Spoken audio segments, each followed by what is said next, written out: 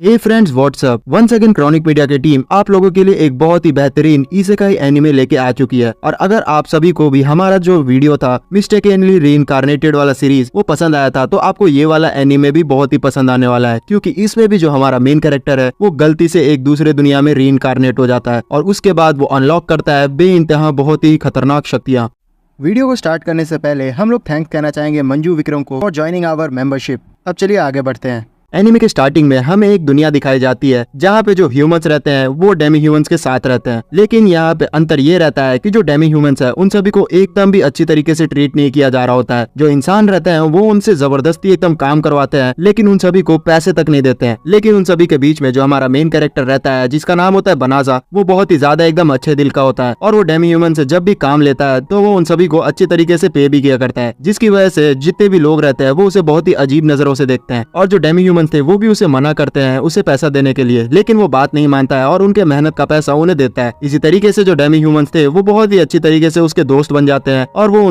के बीच में बहुत ही ज्यादा फेमस भी हो जाता है। लेकिन एक समय की बात है जब अचानक से जो बोनाजा था उसके ऊपर एक बहुत ही तेज लाइट चमकती है और वो सीधा एक जगह टेलीपोर्ट हो जाता है और उसे पता भी नहीं चलता है। और सारे जितने भी लोग थे वो लोग देखते हैं कि जो बोनाजा था वो तो अचानक से कहीं गायब हो गया। फिर हमें बनाजा का सीन दिखाया जाता है जो कि एक दूसरी दुनिया में रीइंकार्नेट हो गया था और उसे भी समझ में नहीं आता है कि आखिरकार यहाँ पे वो क्या कर रहा है। लेकिन फिर वो ध्यान देता है तो सामने उसके बहुत सारे जो लोग रहते हैं वो खड़े रहते हैं और वो लोग बोल रहे होते हैं कि फाइनली जो हमारे दुनिया को बचाने वाले हीरो है वो यहाँ पे आ चुके हैं। और वो सारे लोग एकदम बनाजा के सामने झुक जाते हैं, जिसमें जो बनाजा था वो उन्हें बोलता है कि आप सभी से कुछ गलती हो गई है, यहाँ पे जो मैं आपका हीरो बिल्कुल भी नहीं हो सकता हूँ क्योंकि मैं बहुत ही ज्यादा एकदम कमजोर इंसान हूँ। जिसपे वो लोग उसकी बात नहीं मानते हैं और उसका स्टेटस चेक करने लगते हैं। और जैसे ही वो लोग उसका स्टेटस चेक करते हैं तो वो भी एकदम शॉक्ड रह जाते हैं, क्योंकि जो बनाजा रहता है उसका जो स्टेटस रहता है वो बहुत ही ज्यादा एकदम लो लेवल का रहता है। उसके ज्यादातर जितने भी स्किल्स थे वो लेवल 1 के ही थे, जिस चीज को देख के वो लोग भी समझ जाते हैं कि जो बनाजा है वो गलती से यहाँ पे टेलीपोर्ट हो गया है और उसको तो यहाँ पे आना भी नहीं चाहिए था। जिस पे जो बनाजा था वो उनसे रिक्वेस्ट करता है कि उसको अपनी दुनिया में भेज दे, लेकिन उतनी ही देर में वहाँ दूसरा एक इंसान को भी टेलीपोर्ट किया जाता है जो कि बहुत ही ज्यादा एकदम ताकतवर लग रहा होता है। और वो बनाजा के स्टैट्स को देख के उसका मजाक भी उड़ाने लगता है कि तुम सच में यहाँ पे अपने आप को हीरो बोल रहे हो, लेकिन तुम तो बिल्कुल भी अच्छे हीरो नहीं हो। उस दुनिया के जितने भी लोग थे वो उस हीरो की बहुत ही ज्यादा एकदम तारीफ करने लग जाते हैं, क्योंकि वो सच में बहुत ही ज्यादा एकदम ताकतवर था और उसके स्टैट्स भी बहुत ही अच्छे थे। इसी वजह से जो बनाजा रहता है उसकी रिक्वेस्ट को सुनता ही नहीं है और उसे इग्नोर कर दिया जाता है और उसे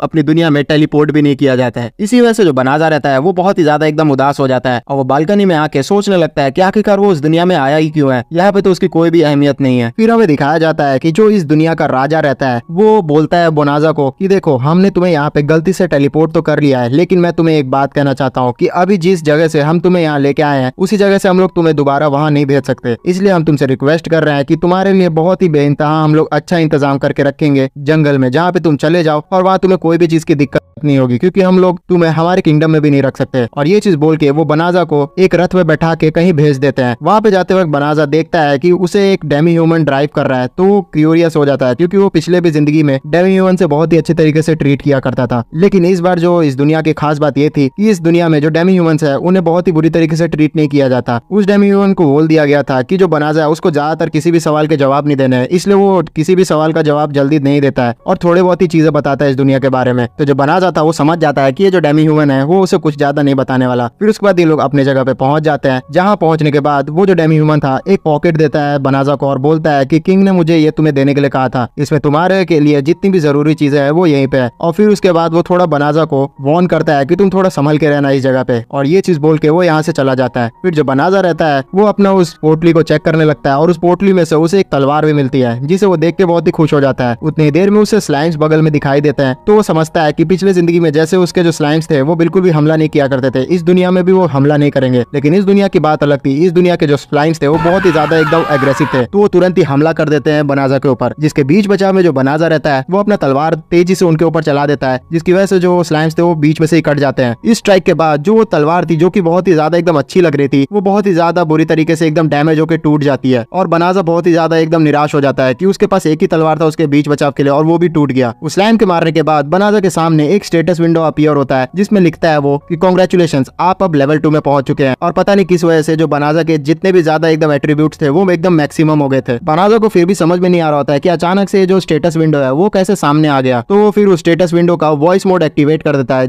इसलिए जो उसका एडमिन रहता है वो सारी चीजें बनाजा को समझाना शुरू कर देता है। वो स्टेटस बनाजा को समझाता है कि देखिए आपके पास एक ऐसी पावर आ चुकी है जिससे आप किसी भी मैजिक का यूज कर सकते हैं और आपकी जितने भी स्टैट्स है वो बहुत ही ज्यादा एकदम बढ़ चुके हैं। यहाँ वो जो सिस्टम रहता है वो बनाजा को ये नहीं बताता है कि उसकी स्टैट्स एकदम इन्फिनिटी पे जा चुके हैं। फिर वो जो सिस्टम था वो बताता है बनाजा को कि आपका जो ये पोर्टली आप लिए हुए हैं उसके ऊपर किसी ने मैजिक किया है, जिसकी वजह से जितने भी यहाँ डीमंस होंगे वो आपके ऊपर ही अट्रैक्ट होंगे अटैक करने के लिए। तो जो बनाजा था वो मन में सोचता है कि कहीं ये सारा उस राजा का चाल तो नहीं है, कहीं उन लोगों ने मुझे ये मरने के लिए तो नहीं भेजा है, इसलिए उन्होंने पोटली के ऊपर जादू कर दिया था और फिर साथ ही साथ मुझे एक खराब सी तलवार दे दी थी। लेकिन आखिरकार वो लोग ऐसा क्यों करना चाहेंगे? ये चीज बोलने के बाद जो उसका सिस्टम था वो उसकी पोटली में से वो मैजिक को हटा देता है। फिर बनाजा समझ जाता है कि यहाँ जो किंग है वो उसे मारना चाहता है, इसलिए वो डिसाइड करता है कि वो इसी जंगल में रहेगा और इस जंगल में आगे बढ़ने लग जाता है। लेकिन एक जगह पे जाके जो उसका सिस्टम था उसे मना करता है कि इस जंगल में मत जाइए, ये जंगल जो है इसके अंदर बहुत ही जहरीली गैस आपको मिलेगी। तो बनाजा बोलता है कि आखिरकार ऐसे कैसे हो सकता है? तो समझाता है कि इस जंगल के अंदर बहुत सारे डीमंस रहते हैं जो कि अपने ऊपर बहुत ही तगड़ी एकदम जहरीली गैस कवर करके रखते हैं, जिससे जो इंसान है वो बहुत ही अच्छी तरीके से मर सकते हैं। आपको इस जंगल में जाने से पहले इसे पूरी तरीके से एकदम प्योरीफाई करना होगा, जिसमें आपकी बहुत सारी एकदम एनर्जी खर्च होगी। जिसपे जो बनाजा था वो बोलता है कि मुझे इससे फर्क नहीं पड़ता, जल्द से जल्द इस जंगल को पूरा क्लियर कर दो। तो जो सिस्टम था उसके कहने के बाद पूरा जंगल पे बहुत ही तगड़ा स्पेल कास्ट करता है और पूरा का पूरा जो जंगल था वो एक ही स्पेल में प्योरीफाई कर देता है, जिससे जो बनाजा का थोड़ा सा भी एकदम एनर्जी खत्म नहीं होता है, क्योंकि उसके सारे जितने भी स्टैट्स थे वो एकदम मैक्सिमम पे थे। दूसरी तरफ किंगडम में जो राजा रहता है उसकी जो बेटी थी वो उसे डांट लगा रही होती है, क्योंकि वो बिल्कुल भी एकदम अच्छा नहीं लग रहा होता उसे कि जो राजा है उसने बनाजा को इस तरीके से धोखा दे के जंगल में मरने के लिए भेज दिया। वैसे भी ये उनकी गलती थी क्योंकि वो यहाँ पे गलती से आ गया था। जिसपे जो राजा था वो बोलता है कि अब क्या हो गया, वैसे भी वो अब तक मर गया होगा। उतनी देर में जो राजा का सलाहकार था वो वहाँ पे आके उसे बताता है कि अचानक से बहुत ही एकदम तगड़ा हमें स्पेल का एहसास हुआ है कि कहीं कास्ट हुआ है। तो जो राजा था वो बोलता है कि अरे वो तो हीरो ने किया होगा, जिसपे जो वो बोलता है कि नहीं, वो हीरो ने नहीं किया क्योंकि वो जंगल की तरफ से आया है। तो राजा भी ये चीज समझ नहीं पाता है। फिर हमें बनाजा का सीन दिखाया जाता है जिसमें हम लोग देखते हैं कि उसका जो सिस्टम था वो बहुत ही ज्यादा एकदम लगातार अपग्रेड होना शुरू हो गया होता है। लगातार अपग्रेड होते होते वो एकदम 379 लेवल तक पहुंच चुका होता है और बनाजा बहुत ही ज्यादा एकदम ताकतवर हो गया था। वो ये तो समझ जाता है कि इस दुनिया में वो एक एक जितना भी मैजिक है उन सभी को यूज कर सकता है, जो कि एकदम गॉड लेवल पावर है। बनाजा इस चीज को जानने के बाद डिसाइड करता है कि वो इतना ताकतवर अगर बन ही चुका है तो मैं इस जंगल में क्यों रहूं। और फिर उसके बाद वो टेलीपोर्टेशन मैजिक का यूज करते हुए सीधा कैपिटल में चला जाता है, जहाँ पे पहुंच के वो सोचता है कि इतना ज्यादा ताकतवर अगर सिस्टम है तो क्या मैं इसे ही बोलूं अपने दुनिया में पहुंचाने के लिए। तो वो अपने सिस्टम को ऑर्डर देता है उसे दुनिया में पहुंचाने के लिए, लेकिन जो सिस्टम था वो कुछ रिप्लाई नहीं करता है। तो जो बनाजा था वो समझ जाता है कि ये जो सिस्टम है वो इसी दुनिया में काम करेगा। और फिर उसके बाद वो कैपिटल में बढ़ना शुरू करता है, जहाँ पे वो डिसाइड करता है कि अब वो एडवेंचर करेगा। इसलिए वो एडवेंचर गिल्ड में जाता है रजिस्ट्रेशन करने के लिए, जहाँ पे जैसे ही वो पहुंचता है तो वो देखता है कि जो एक बच्ची रहती है वो सारे एडवेंचरर से रिक्वेस्ट कर रही होती है कि उसको एकदम जंगल में लेके चले जाए। लेकिन वहाँ पे कोई भी जाने के लिए तैयार नहीं था, क्योंकि वहाँ बहुत सारे जो डार्क डीमंस होते हैं उन सभी ने कब्जा किया हुआ है और वो लोग अपने जान की बाजी बिल्कुल भी नहीं लगाएंगे। तो जो बनाजा था वो तुरंत ही उस लड़की के पास चला जाता है और फिर उसके बाद उसे बोलता है कि आप बिल्कुल भी चिंता न करें, मैं अपने टेलीपोर्टेशन मैजिक का यूज करते हुए आपको तुरंत ही वहाँ लेके चला जाऊंगा। जैसे ही अगल बगल के जितने भी एडवेंचरर्स थे वो सुनते हैं कि जो बनाजा है उसके पास टेलीपोर्टेशन मैजिक भी है, तो वो भी एकदम शॉक्ड हो जाते हैं, क्योंकि ये जो टेलीपोर्टेशन मैजिक था वो बहुत ही ज्यादा एकदम ताकतवर मैजिक में से एक था। बनाजा के इस तरीके से अनाउंस करने के बाद वहाँ कुछ लड़कियां आ जाती है जो कि असल में एक बहुत ही तगड़ी नाइट्स होती हैं, और वो बनाजा के ऊपर तलवार रख देती है और वो बोलती है कि तुम इतने ज्यादा एकदम खतरनाक जो मैजिक है उसको कैसे यूज कर सकते हो। अगर तुम इतने ताकतवर मेज ही होते तो तुम यहाँ नॉर्मल से क्वेस्ट नहीं कर रहे होते, तुम दरअसल यहाँ इस बच्ची को अगवा करना चाहते हो, है ना। तो जो बनाजा था वो बोलता है कि अरे आप गलत समझ रहे हैं, और वो उन सभी को मनाने के लिए एक अलग सी जगह में लेके चले जाता है और उन्हें अपना मैजिक शो करवाने की कोशिश करता है। उस जगह पे पहुंच के वो जो लड़कियां थी वो बोलती है कि अगर तुमने थोड़ा सा भी चालाकी करने की कोशिश की तो हम लोग तुम्हें वहीं पे मार देंगे। फिर जो बनाजा था वो उन सभी को टेलीपोर्टेशन मैजिक करते हुए उसी जंगल में लेके आ जाता है जहाँ से वो आया था। तो वो लोग भी समझ नहीं पाते हैं कि आखिरकार यहाँ जो बनाजा है वो इतना ज्यादा खतरनाक मैजिक को यूज कर सकता है, तो वो नॉर्मल सा रूकी क्यों है। तो जो बनाजा था वो बोलता है कि अरे नहीं, मैं तो बस ऐसे अभी जस्ट स्टार्ट ही किया हूँ, इसलिए मैं यहाँ पे ज्यादा खतरनाक अभी बन नहीं पाया हूँ। उतनी देर में जो नाइट रहती है उसे एहसास होता है कि ये जो जंगल था इसमें तो बहुत ही सारा एकदम खतरनाक गैस भरा हुआ था, तो ये आखिरकार कहाँ चला गया। तो जो बनाजा था वो बताना चाह रहा होता है कि उसने ही उस गैस को खत्म किया है। उतनी देर में जो उसका सिस्टम था वो उसे रोकने रोक लेता है और बोलता है कि यहाँ पे कहीं ना कहीं एक डीमन है, तो आप शांत रहें। तो जो नाइट्स रहती है उन्हें भी पता चल जाता है कि आसपास एक डीमन है और वो उस बच्ची पे ही तलवार तान देती है और वो बोलती है कि हमें पता चला था कि कोई ना कोई एक डीमन का जासूस यहाँ आया हुआ है और मुझे यकीन है कि वो तुम ही हो, क्योंकि तुम ही मुझे बहुत ही ज्यादा एकदम अनयूजुअल लग रही हो यहाँ। तो जो बच्ची रहती है वो इस तरीके से फंसते हुए देखती है अपने आप को, तो एकदम रोने जैसा मुंह बना लेती है, लेकिन एट लास्ट वो समझ जाती है कि वो अब कुछ भी नहीं कर सकती, इसलिए वो डेविल की तरह स्माइल करती है और बोलती है इन सभी को कि तुम लोग तो सच में बहुत ही ज्यादा एकदम स्मार्ट निकले। और उसके बाद वो जो लड़की थी पूरी तरीके से एकदम ट्रांसफॉर्म हो जाती है एक बड़े से बीस्ट में। उसके पूरे शरीर में से वही जहरीली गैस निकल रही थी जिसे बनाजा ने अपने जादू से गायब किया था। उस मैजिकल गैस की वजह से जितने भी जो एडवेंचरर रहती है वो बहुत ही ज्यादा एकदम सप्रेस होना शुरू हो जाती है और उन नाइट्स को भी एकदम कंट्रोल नहीं हो रहा होता है और वो एकदम हार मानने की कगार पे आ चुकी होती है। फिर ये जो बीस्ट थी वो बताती है कि मैं तो यहाँ पे बस इसलिए आई थी क्योंकि मेरे भाई ने कहा था कि कुछ एडवेंचरर्स को पकड़ के लाना है और लगता है कि अब तुम मेरे हत्थे चढ़ने वाली हो। और वो सीधा अटैक करने के लिए बढ़ जाती है इन सारे नाइट्स के ऊपर, लेकिन पलक झपकते जो बनाजा था वो इन सारे नाइट्स को उसके चंगुल से बचा लेता है क्योंकि उसके ऊपर उस गैस का असर ही नहीं हो रहा था। तो ये जो बीस्ट थी उसे भी समझ नहीं आता है कि आखिरकार यहाँ बनाजा उसके गैस से बच कैसे पा रहा है। और जो बनाजा था उन सारी लड़कियों को बचाने के लिए अपने टेलीपोर्टेशन मैजिक का यूज करते हुए उन सभी को टेलीपोर्ट कर देता है उस सिटी में और अपने आप को यहीं पे छोड़ देता है। तो ये जो बीस्ट थी वो बोलती है कि अच्छा तो तुम यहाँ चाहते हो कि तुम अकेले मेरे हाथों मरो, तो चलो ठीक है, आप तुम यही चाहते हो तो यही करूंगी मैं। लेकिन जो बनाजा था उसके तो हालत एकदम खराब थी क्योंकि वो उसने आज तक किसी भी आदमी को नहीं मारा है, तो यहाँ पे अभी एक बड़े से बीस्ट को कैसे मार सकता है। लेकिन फिर उसके बाद वो अपने सिस्टम को बोलता है कि मेरे पास जितने भी मैजिक्स हैं उन सभी को इसके ऊपर इस्तेमाल कर दो। उन सारे तरह तरह के मैजिक को यूज करते हुए जो बनाजा रहता है वो बहुत ही ज्यादा उस वुल्फ के ऊपर ओवर पावर करना शुरू कर देता है, जिसपे जो वो वुल्फ थी समझ नहीं पा रही होती है कि आखिरकार एक नॉर्मल से इंसान के पास इतनी सारी ताकत कैसे आ चुकी है। लास्ट में जो बनाजा था अपने ग्रेविटेशनल मैजिक का यूज करते हुए उस वुल्फ को बहुत ही ज्यादा एकदम दबा देता है जमीन में, जिसकी वजह से वो जो वुल्फ थी वो उठ ही नहीं पा रही होती है। तो वो समझ जाती है कि अब उसे हार मानना पड़ेगा क्योंकि इस आदमी के सामने वो बिल्कुल भी टिक नहीं सकती है। इसीलिए लास्ट में वो अपने आप को एकदम हारा हुआ महसूस करते हुए बनाजा से बोलती है कि ठीक है, मैं यहाँ हार मानती हूँ, अब तुम मुझे खत्म कर सकते हो। तो जो बनाजा था वो बोलता है कि अरे नहीं, मुझे यहाँ पे तुम्हें खत्म नहीं करना है। जो बनाजा का सिस्टम था वो बोल रहा होता है उसको कि तुम चाहो तो यहाँ पे इसको अपना स्लेव भी बना सकते हो, जिसपे जो बनाजा था वो मना करता है क्योंकि उसे स्लेव्स वगैरह बिल्कुल भी पसंद नहीं थे। वो इंसानों से लेकर किसी भी बीस्ट का जो आजादी था उसके लिए ही एकदम विचार किया करता था, वो किसी को भी स्लेव नहीं बनाना चाहता था, इसलिए वो इस चीज के लिए भी मना कर देता है। जो वो बीस्ट रहती है जिसका नाम फेनरिस रहता है वो बोल रही होती है कि आप मुझे मारना भी नहीं चाहते, आखिरकार आप है कौन। इसके बाद वो बहुत ही ज्यादा थक चुकी होती है इसलिए वो बेहोश हो जाती है और उसका जो पूरा का पूरा सीन था वो एकदम चेंज हो जाता है और वो एक इंसान में बदल जाती है जिसने कपड़े भी नहीं पहने थे। तो बनाजा उसे अपना कपड़ा पहनाता है। फिर रात हो जाती है और हम लोग देखते हैं कि वो जो फेनरिस रहती है वो अपने नींद से उठती है, तो उसे ऐसा महसूस होता है कि उसकी सारी जो एनर्जी है वो वापस आ चुकी है और उसे पता चल जाता है कि जो बनाजा है उसने उसके ऊपर हीलिंग मैजिक किया है। वो बाहर आके बनाजा से इसके बारे में पूछती है तो बनाजा बोलता है कि हाँ, मैंने तुम्हारे ऊपर हीलिंग मैजिक किया है, जिसपे वो बोलती है कि आप इतने ज्यादा एकदम अच्छे इंसान कैसे हैं, क्योंकि मैंने आज तक कभी भी इतने ज्यादा खतरनाक इंसान को इतना अच्छा नहीं देखा है। और फिर उसके बाद वो अपना इच्छा जाहिर करती है बनाजा से कि वो जिंदगी भर उसकी गुलाम बन के रहना चाहती है क्योंकि वो बहुत ही ज्यादा एकदम ताकतवर है, जिसपे जो बनाजा था तैयार नहीं होता है और बोलता है कि नहीं नहीं, मुझे गुलाम बिल्कुल भी नहीं चाहिए। तो जो फेनरिस थी वो बोलती है कि अगर आप मुझे गुलाम नहीं बनाइएगा तो फिर मैं अपने आप को मार लूंगी। तो जो बनाजा था वो फंस चुका होता है और उसे समझ नहीं आता कि अब वो क्या करे, इसलिए वो बोलता है कि देखो, तुम मेरी गुलाम नहीं बनो, लेकिन मैं तुम्हें अपना दोस्त बना के रखूंगा, इसलिए तुम मेरे साथ चल सकती हो। लेकिन मैं तुम्हें बता दूं कि अगर तुम मेरे साथ चलोगी तो बहुत सारी मुसीबतों का सामना तुम्हें करना पड़ेगा, जिस चीज के लिए जो फेनरिस थी वो तैयार हो जाती है। फिर एक एक करके जो बनाजा था वो सारी स्टोरी समझा देता है फेनरिस को कि किस तरीके से वो दूसरी दुनिया में इस दुनिया में आया है। और फिर उसके बाद वो एक हीरो कंटेंडर था, लेकिन वो गलती से इस दुनिया में आ गया था, इसलिए उसे अबेंडन कर दिया गया और उसे मारने की भी कोशिश की गई। इन सारी चीजों को बताने के बाद जो बनाजा रहता है वो बोलता है कि देखो, मैं तुम्हें अपना रूप चेंज करके दिखाता हूँ जो कि मेरा ओरिजिनल फॉर्म है। और फिर उसके बाद वो अपना ओरिजिनल फॉर्म में आ जाता है और फेनरिस इस चीज को देख के बोलती है कि मुझे बिल्कुल भी फर्क नहीं पड़ता है कि आप कौन से ओरिजिनल फॉर्म में रहते हो, मैं आपको अपना मास्टर मान चुकी हूँ और मैं हमेशा आपके साथ रहना चाहती हूँ। और ये चीज बोलने के बाद वो बनाजा को हक कर लेती है। फिर सीन शिफ्ट हो जाता है और हम लोग देखते हैं उसी किंग का सीन, जहाँ पे वो जो किंग रहता है वो हीरो को बोल रहा होता है कि आखिरकार क्या हुआ था जंग में, तुम मुझे बताओ पूरा ब्यौरा। तो जो हीरो रहता है वो बताता है किंग को कि आपके जितने भी सेना थे वो बहुत ही ज्यादा एकदम कमजोर थे, जैसे ही यहाँ हमारे सामने वो डीमंस आए तो वो लोग डर के एकदम भाग गए, इसलिए मैं किसी तरीके से उन सभी को बचा के यहाँ पे लेके आया हूँ। और ये चीज बोल के वो चला जाता है। फिर जो किंग रहता है वो अपने सेनापति से पूरा का पूरा ब्यौरा लेता है, तो सेनापति बताता है कि ये जो हीरो है वो सच में बहुत ही ज्यादा एकदम डरपोक है। बात दरअसल यहाँ पे ये थी कि जो हमारे सोल्जर्स थे वो एकदम आगे खड़े थे, लेकिन जैसे ही जो डीमंस थे वो हम पे हावी पड़ना शुरू हुए तो ये जो हीरो था वो पीछे से ही एकदम भाग गया और उनका सपोर्ट भी नहीं किया। तो जो किंग तो वो बोलते हैं कि आखिरकार ये किस तरीके का हीरो है जो इतना ज्यादा एकदम कावर्ड है। फिर हम लोग हीरो को देखते हैं जो कि अपना इसी तरीके से चले जा रहा होता है और अपने कमरे की तरफ बढ़ते हुए मन में सोच रहा होता है कि अरे यार यहाँ पे मैं कितना भी ज्यादा एकदम ट्रेनिंग कर लूं, जो मेरा स्टैट्स है वो ऊपर जा ही नहीं रहा है। इस स्टैट्स के लिए वजह से मैं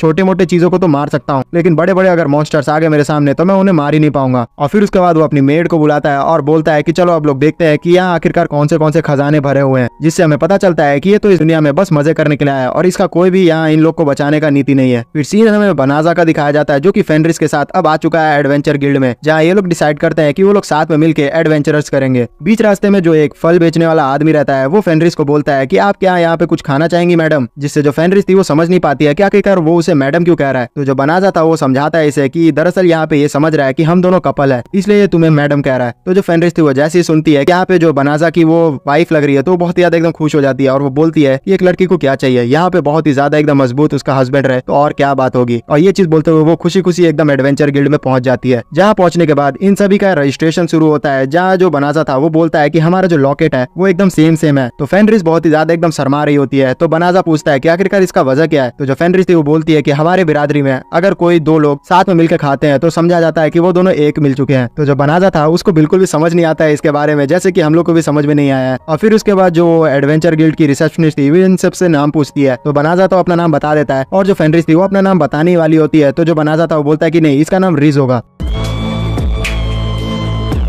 फिर उसके बाद जो फेनरिस थी उसका रजिस्ट्रेशन हो गया होता है और बनाजा उसे बोल रहा होता है कि तुम अपना नया नाम बिल्कुल भी नहीं बता सकती हो, क्योंकि जैसे ही लोगों को पता चलेगा तुम्हारा नाम फेनरिस है तो वो तुम्हें पहचान लेंगे। जिससे वो माफी मांगती है उसके सामने और बोलती है कि ठीक है, मैं आज से अपना जो नाम है वो किसी के सामने नहीं बोलूंगी। उतनी देर में यहाँ पे एक नया जॉब लिस्टिंग हो जाती है जिसमें बताया जा रहा होता है कि ये बहुत ही ज्यादा एकदम खतरनाक जॉब है। दरअसल जो बियर्स रहते हैं वो टाउन की तरफ बढ़ते जा रहे होते हैं और जो भी इन्हें रोकेगा उसे बहुत ही तगड़े एकदम रिवॉर्ड्स मिलेंगे। दरअसल ये जो बियर्स रहते हैं वो बहुत ही ज्यादा एकदम ताकतवर होते हैं, इसलिए कोई भी एडवेंचरर अपनी जान की बाजी लगाना ही नहीं चाह रहा होता है। और इस मिशन को देख के जो बनाजा रहता है वो भी डिसाइड करता है कि वो भी इस मिशन को नहीं करेगा। लेकिन जो रीड्स रहती है वो बहुत ही ज्यादा एकदम फोर्स करने लग जाती है बनाजा को और बोलती है कि मैं बहुत ही ज्यादा एकदम ताकतवर डीमन में से एक थी, लेकिन आपने मुझे हरा दिया, तो वो बियर्स आपके सामने कुछ भी नहीं है। इसलिए बनाजा को इतना ज्यादा जिद करती है वो कि बनाजा चलने के लिए तैयार हो जाता है। फिर फाइनली ये लोग टेलीपोर्ट करके उस जगह पे पहुंच चुके होते हैं जहाँ पे वो सारे बियर्स एकदम उधम मचा रहे होते हैं। वहाँ पे पहुंच के जो फेनरिस रहती है वो बनाजा को बोलती है कि मैं जब भी आपके साथ घूमती हूँ तो मुझे ऐसा लगता है कि मैं पूरा जग जीत सकती हूँ, क्योंकि आप बहुत ही ज्यादा एकदम ताकतवर फील करवाते हैं मुझे, इतना कि मैं सोच रही हूँ कि मैं डीमन लॉर्ड को भी हरा सकती हूँ। ये सारी बकवास बातें वो कर ही रही होती है कि उतने देर में इनके सामने दिखता है इन्हें कि वो जो सारी एडवेंचरर लड़कियां थी जो कि नाइट पहले दिखाई गई थी बनाजा को अटैक करते हुए, वो सारी बियर से एकदम घिर चुकी होती है और ऐसा लग रहा होता है कि इन सभी का गेम बजने वाला है, जिसपे फेनरिस बोलती है कि हम लोग को इन्हें छोड़ देना चाहिए। तो जो बनाजा था वो इस चीज के लिए तैयार नहीं होता है और इन सभी की मदद करने का डिसाइड करता है। फिर जैसे ही इनकी जो सबसे मस्कुलर एडवेंचरर रहती है उसके ऊपर बियर एकदम खत्म करने के लिए अटैक करने वाला होता है, तो बनाजा वहां पे आके सारे के सारे बियर्स के ऊपर एक थंडर स्ट्राइक कर देता है और ये थंडर स्ट्राइक इतनी ज्यादा मजबूत रहती है कि सारे के सारे बियर्स का गेम बच जाता है और सारी एडवेंचरस जो रहती है वो भी खुश हो जाती है इन सभी को देख के। उतनी देर में जो एक और बियर रहता है वो यहाँ अपीयर होता है और बहुत ही ज्यादा ताकतवर लग रहा होता है, लेकिन जो फेनरिस थी वो उसके ऊपर कूद के उसे खत्म कर देती है और फिर उसके बाद फ्लॉन्ट करती है अपने ताकत को और बोलती है कि ये तो बहुत ही ज्यादा एकदम कमजोर थे। फिर वो सारी एडवेंचरस बनाजा को थैंक्स कहती है और वो बोलती है कि सर आप यहाँ पे क्या कर रहे हैं, वैसे वहाँ पे उस दिन जो डीमन थी उसके साथ क्या हुआ था। इन सभी को पता नहीं होता है कि वो जो डीमन थी वो असल में फेनरिस ही है और जो बनाजा था वो बोलता है कि अरे मैंने उससे निपटा दिया था, तुम चिंता मत करो बिल्कुल भी। और फिर उसके बाद ये लड़कियां पूछती है कि ये लड़की आपके साथ कौन है, तो बनाजा बताता है कि ये तो मेरी कंपेनियन है। जिस चीज को सुन के जो फेनरिस थी वो मन में थोड़ी दुखी हो जाती है, क्योंकि बनाजा ने उसे अपनी वाइफ की तरह इंट्रोड्यूस नहीं करवाया था। लेकिन अचानक से पीछे से जो एक बियर रहता है वो फेनरिस के ऊपर अटैक करने वाला होता है, लेकिन जो फेनरिस थी उसे पता चल जाता है और वो अपना डेथ स्टेयर जो रहता है उसी बियर को देती है, जिसकी वजह से जो वो बियर था वो डर के मारे एकदम जमीन पे गिर जाता है। फिर जो फेनरिस थी वो बोलती है कि ये जो बियर है वो बहुत ही ज्यादा एकदम कमजोर है, पता नहीं जो हीरो है वो इससे डरता क्यों है। और फिर उसके बाद वो बनाजा को बोलती है कि आप चाहे तो मास्टर इसे अपना कंपेनियन बना ले, जिसके बाद इसे लेके आप अगर घूमिएगा तो आपका बहुत ही ज्यादा रुतबा ऊपर हो जाएगा, क्योंकि इस बियर ने ही पूरे के पूरे हीरो के क्रू को हरा दिया था, तो सबको पता चल जाएगा कि आप बहुत ही ज्यादा एकदम ताकतवर है हीरो से। जिस चीज के लिए बनाजा तैयार नहीं होता और वो बोलता है कि मैं इतना ज्यादा एकदम शोर शराबा नहीं चाहता हूँ, और उसके बाद वो एक स्पेल पढ़ते हुए इसे अपना कंपेनियन बना लेता है। जो दूर खड़ी जितनी भी एडवेंचरस रहती है नाइट्स, वो बहुत ही ज्यादा एकदम डर चुकी होती है, क्योंकि उन्हें समझ नहीं आ रहा होता है कि ये जो बनाजा है वो किस तरीके का आदमी है। इसने बहुत ही इजीली इतने ताकतवर जो बीस्ट है उसको अपने कब्जे में ले लिया और उसे अपना पेट बना लिया। ये आखिरकार इंसान है या फिर कोई भगवान। फिर जो बनाजा रहता है उसने उस बियर का पूरा जो शेप रहता है उसे चेंज कर दिया रहता है और एक छोटे जानवर में उसे तब्दील कर दिया रहता है, जिसकी वजह से वो ज्यादातर लोगों का अपने ऊपर ध्यान नहीं खींचेगा। और वही जानवर फिर गोद में आ चुका होता है बनाजा के, जिसे देख के जो फेनरिस थी वो उसे जल रही होती है, क्योंकि वो जानवर बनाजा के गोद पे एंजॉय कर रहा होता है। इन सारे होलसम मोमेंट पे ये जो नाइट्स रहती है वो